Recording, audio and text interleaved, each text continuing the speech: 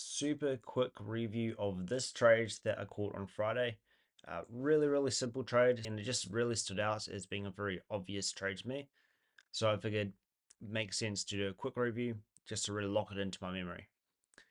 I entered roughly here with a wide-ish stop below these equal lows, which is a bit different, but there was a lot of logic behind it, and I'll go through that right now. Essentially, big sell-off. My logic is that there's going to be places where people want to trail their stops, such as above this high.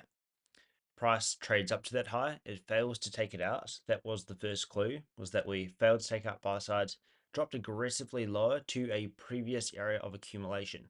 This is suggestive of this being reaccumulation in this area. Sure, we could still pop up and then sell off and take out these lows, but there was enough logic to give reason for why a long could be valid from this area. And this was a previous area of accumulation because I'll show you on the 5-minute time frame actually. Should be pretty easy to see. But essentially, you can see that we had this nice impulsive rally, really nice sell side pull down here, a downtrend down into that level. We then accumulate down here, going into the close on Wednesday, then have this aggressive run up. Really nice short squeeze up through this range, fail stake at the buy side, trailed stops above that area, but when we drop back into this area, this is a previous area of accumulation, meaning that it's likely we could reaccumulate at this level. First clue.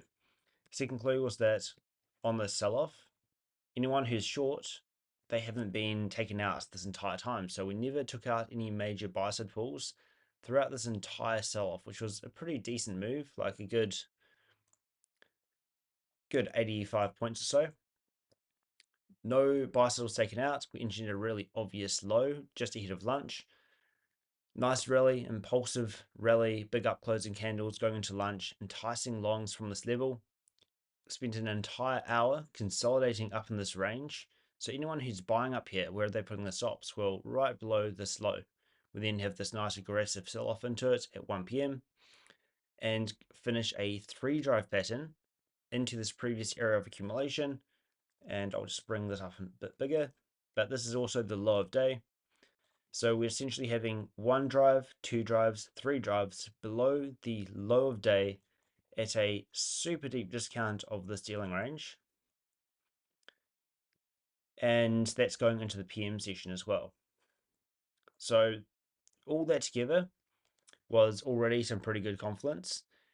But then the thing that really locks it in for me was actually based on the sentiment and the idea that this is a Friday, we're about to close the week, and a lot of the time, Friday will print a candle in a way that creates sentiment going into the weekend. My logic for this particular scenario was that we have these beautiful equal lows down here.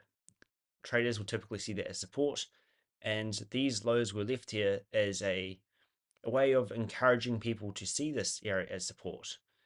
A lot of the time on Friday, price will actually respect these kinds of areas and further confirm that kind of narrative. So I expected there's a good chance that because we're about to close on this Friday, that we actually don't take out these lows and we have a enticing rally from relative equal lows going into the close. Very similar to what's happened up here. We had this really obvious buy side pull, we made equal highs with it, had a really aggressive sell-off going into the Friday close. So although it's a very high probability we take out this high, and we don't just come so close to it, but by doing so, we're now enticing people to get short going into the weekend. And if you look at this daily candle, I haven't actually looked at it, but it'll be just one massive wick. And what that's doing is anyone who is short, they see these long wicks, they see, wow, that's very bearish rejection. Great place to put my stop above these smooth highs. And that was going into the Friday. So it's kind of like on a fractal level, the same thing happening here. Enticing longs going into the close on a Friday. Who knows if it takes out this high or this low first? Don't mind too much. But this was enough to frame an intraday trade on this day. Now right away, I've already shown where my initial entry was in stop. So slightly wider stop to start with, just trusting the idea that we will not take out these lows and hit external range liquidity. We'd already hit a deep discount of the range and below this the low of day. So a bit of wider stop to start with, but I was quickly able to get in with more size with a tighter stop. I'll show you why. So we initially get this nice pop, runs up to premium internal range of this range. It then comes up just falls short of this hourly high and pulls back into the range. Now we have this nice sell side down here. We also have all of this price action. What this told me, get rid of this, but essentially the narrative is that we had this sell off. We engineered a nice low, rallied, and then dropped down again.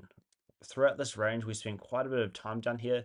So a good 28 minutes, kind of consolidating at a deep discount of this range from here to there.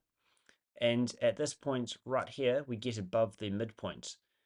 When there is a narrative that we have trapped traders on one side of the market, such in this case, we've trapped these traders down at the lows, and then we get above EQ of the range, I never want to see us come back below the 25% point of that range. So you can see that we actually dropped down pretty much to exactly 25% right here. But I trusted that if we were to come lower, it would negate the narrative of there being trapped traders at these lows. And I didn't expect that would happen because sure, we had tapped this high, but we hadn't taken out this hourly candle high, which is a really obvious buy side pull to me. It stands out a lot. We hadn't taken that out yet, and then we're dropping back into this range. So I trusted that we'd continue to squeeze out any shorts, reaching up to this high, and ideally through all of these smooth highs as well. Ultimately, what I would like to see is if we can, at a minimum, reach up to this high, a very obvious buy side pull for any trailed stops. If you look at the 15 minutes, it actually really stands out. And the reason it stands out to me is it's just a really nice large up closing candle that's at a discount of this range. So very high probability we reach up to that, take out the stops, could easily get up to EQ as well, and potentially up to these highs. But I think that's a very likely target at the moment. But in any case, it was that all the price action that was suggesting that we could easily run out these highs. We've been leaving smooth highs through this range. And also the fact that we had sold off and hadn't been taking out any highs throughout this range as well. So very likely to draw up to that area.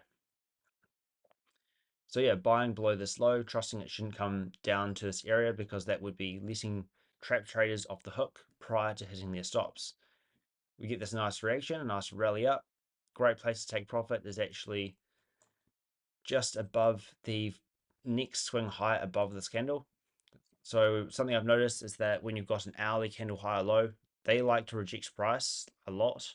And you can see it rejects it here, but a lot of the time we also reach up one candle further than that. So if you think of this being the hourly candle high for 1 p.m., we then reach up to the next swing high just above that point. So great place to take partials.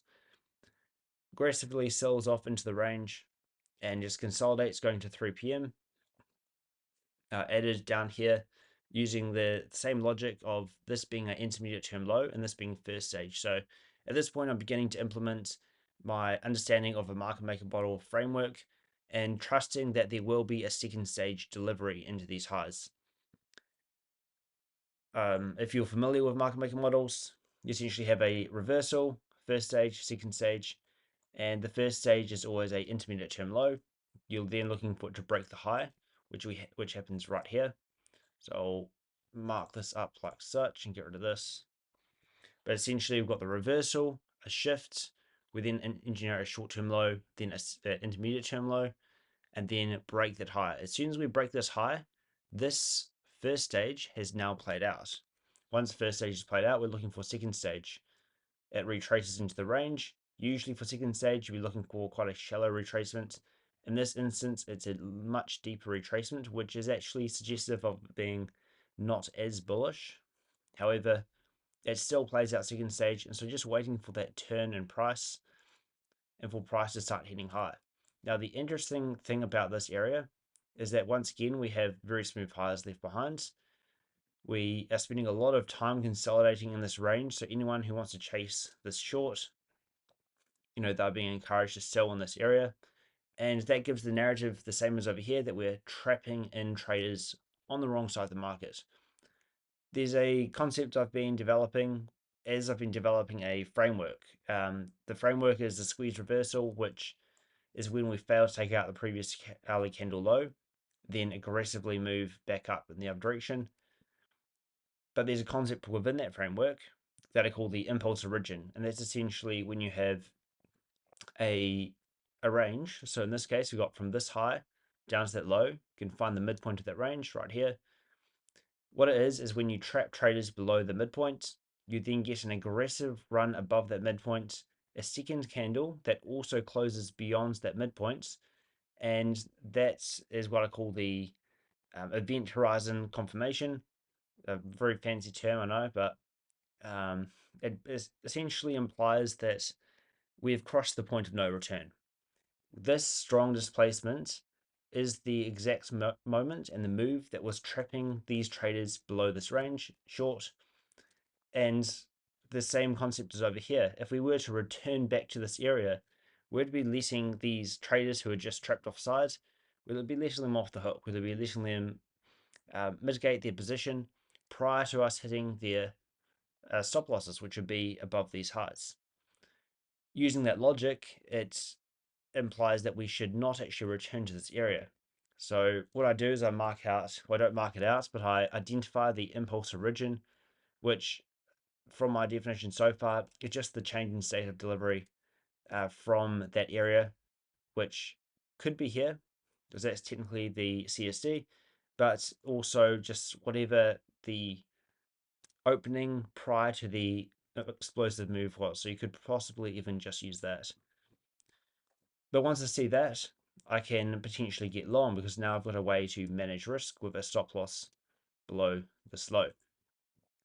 And there's another concept as well, which is the liquidity mid, and that's essentially when you've got a obvious buy side pull and a buy side pull you've just hit. You want to see if price can close above the midpoint of that range. So right here we've got a swing high, a short-term high. The very next pull beyond that is this high up here. We don't get above it initially, but then on this candle we close above this midpoint. That implies that we're going to hit this high. I hit it really fast, obviously, so yeah, that is what it is, but essentially that offered more opportunities to get long. And then at this point, we're obviously just consolidating and going into the close on Friday. I did keep long on part of the position, just like the smaller size I could basically, just to see what happens on the Sunday Open. Not sure exactly where we'll open. But yeah, I can show the executions. This is on a challenge account, a 5K challenge account. But this is, I'll just close this a bit. So these are the executions. Buying long with a wider stop loss. There's also, I should mention that as well, a nice morning star kind of pattern down there. So I'll show you that on the 5-minute chart. Took a partial a little early on this right there, but you can see I added into it after seeing that 5-minute morning star. We then start dropping back into the range. Bit of a FOMO entry, so I got long just below this short-term low rather than below the low that's long wick, but then added more down there. Got that nice pop up into the range, sold above the hourly high. Price comes back down. Buying in this range, trusting that that intermediate term low will remain intact, and just held through this range. I didn't end up adding here, but more just observing, and we get that nice pop up and just taking partials going into the close. That's 4 p.m. right there, so I figured it'd be a great place to just get out of the position.